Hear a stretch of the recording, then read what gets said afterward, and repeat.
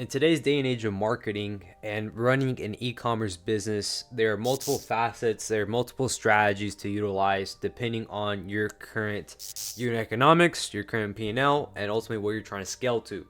Now, every strategy that's shared on the internet shouldn't be applied. If I'm being honest, quite frankly, majority of the advice you get from your content creators, your influencers you follow on LinkedIn, on Twitter, whatever, on YouTube, frankly, they're giving you the wrong advice because as a business owner, your business needs a tailored strategy depending on your inventory, your cost of goods, manufacturing, fulfillment for the next 6 months, so on and so forth, right? So I want to say this, I want to make this pretty clear. A brand doing 6 figures a year is different compared to a brand doing 7 figures a year. One brand's already established, has market fit, has logistics. The other brand needs market fit, needs to validate logistics, needs to lower their COGS, so on and so forth. And then a brand doing 7 figures a year is completely different from a brand doing 8 figures a year. Typically, a brand doing 8 figures a year has strong front-end profit and then a decent LTV. And then a brand doing 7 figures a year has one element of what I just covered, and they're missing the other element, which is they might have a strong LTV, but they can't turn first order profit, or they make decent profit on the front end, but their LTV is terrible, right? It's a product issue. So those are kind of the obstacles you're going to face as your revenue increases, as your ad spend increases, and depending on what you're trying to scale to. Now, I say this to say, here are the 3 techniques or mechanisms I do not utilize when it comes to paid media strategy. Now, the first objective is, if I'm a bootstrap company, why am I advertising on more than one channel? It doesn't make sense because, first of all, we don't have the ad spend. If you're bootstrap, you want to dedicate all your ad spend towards one channel, because if all your ad spend goes to one channel and if your budget is limited, you can get data back faster to make iterations to what needs to be fixed in the funnel to then turn a first order profit. So it's very important that if we're limited, we're bootstrap, we don't have a ton of cash flow, we want to focus on one channel, one offer, and really nail that through. And then from there, it's reverse engineering why the specific funnel didn't turn a profit. Is it a creative issue? Is it a post-click issue? Is it an offer issue? That's what we're trying to figure out. So with today's objective, right?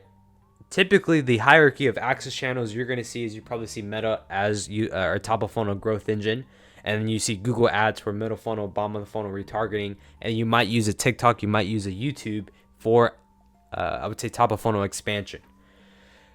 But like I said before, if we're limited for capital, one channel, one offer. That's it. Keep it simple, keep it lean. Now, secondary to that, this is going to add on to the main point, right? When we are running meta ads, I don't want to utilize any interest-based targeting because our main focus is we want to attract top of funnel, brand new transactions who've never heard about our business. And quite frankly, why would I want to pay higher CPMs? Why would I make it harder on myself? When you utilize interest-based targeting, you're going to pay higher CPMs. You're going to see higher CPAs. You're going to see ad fatigue. You're going to see a need for replenishing of creatives faster, right? When we're trying to scale, we're trying to get proof of concept validated, we want to go fully broad, reduce the CPMs, and really figure out where the issue is. Is it a product issue, post-click issue, front-end issue, offer issue within the funnel? Is it a creative issue, right? We want to figure that out and make it as simple as possible. And quite frankly, Meta is making updates to the algorithm to make media buying simple. I don't know if you've seen this with Advantage Plus, and then they got rid of dynamic creative. Now it's just campaign advert.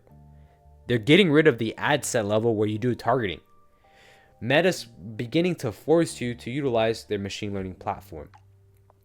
So it's very important that when we do run meta ads, our main objective is we want top of funnel growth, and we don't want any higher CPM. So that's why we don't do any interest-based targeting. Now, down the line at scale, even then, I wouldn't use any interest-based targeting. Quite frankly, it's just you might run an Advantage Plus campaign if you want to hit middle funnel, bottom of the funnel, or you might do a retargeting campaign targeting your last 90-day customers.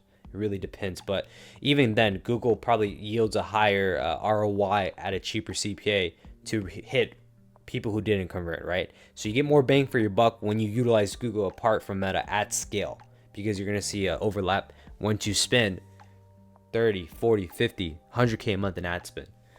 So the third topic to that is cost caps, right? There's a lot of information about cost caps, when to utilize cost caps, so on and so forth, right? Quite frankly, if you are a startup brand, you shouldn't use cost caps. You should go fully broad. What are cost caps? Well, essentially you're putting golden handcuffs on Meta's algorithm so that you can maximize your CPA. You're not maximizing your AOV, you're maximizing your CPA. For example, let's say you set a cost cap or targeting a target CPA at, let's say for you to be at break even, it needs to be at $18. So you set a CPA target at $15. So now what happens is Meta lowers the frequency of volume of purchases in order to get CPAs at that $15 target that you do set.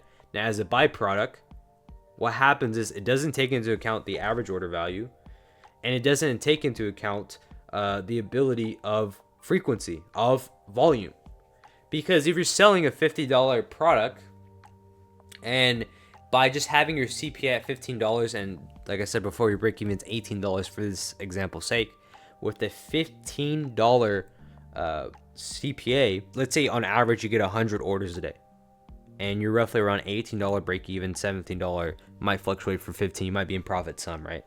But let's say you have 100 purchases, and then you force, that's all from Meta going fully broad, and then you do cost caps, right? You see a reduction in volume of purchases, quite frankly, by 30%. You see a decrease of over 70%, 70 to 60% of drop-off volume, because the individuals didn't meet the cost cap requirement or that threshold. So what happens is you lose your volume, your AOV is going to fluctuate and suffer, because we can't counteract not being in the green on the front end. You're limited. And in e-commerce, it's more of a volume game. You can't rely on one single customer to be at profit. You need at least a decent volume of traffic, and then from there, as you make adjustments to your AOV, as you raise your AOV over time, what's going to happen is, yes, volume is going to increase, but you're going to have cohorts of audiences, because an individual might not want to spend $120, $150 on AOV, but they love your other products that are $60, $30, right? So we want to expand horizontally with our ideal customer profile. Cost caps typically limits us to do that when at the early stage we're trying to grow our funnel, we're trying to grow awareness. So it's very important that we go fully broad. We simplify the ad account structure. We don't utilize any strategies that hinders growth, like with cost caps. It makes sense if we're limited for inventory, but even then I would just say just keep your ads running broad. Try to grow awareness. That's the main thing if you're bootstrapped. If you have any questions, drop them down below. If you want some more in-depth feedback or insight from an individual doing $1 million+ a month in ad spend with a portfolio, you can check out scalevelocity.io. If you want to skip the phase of you getting burned by ad agencies, you can check out scalevelocity.io, and you can also read my free 30-page protocol breaking this all down. I hope you guys enjoyed this video, and I'll see you in the next one.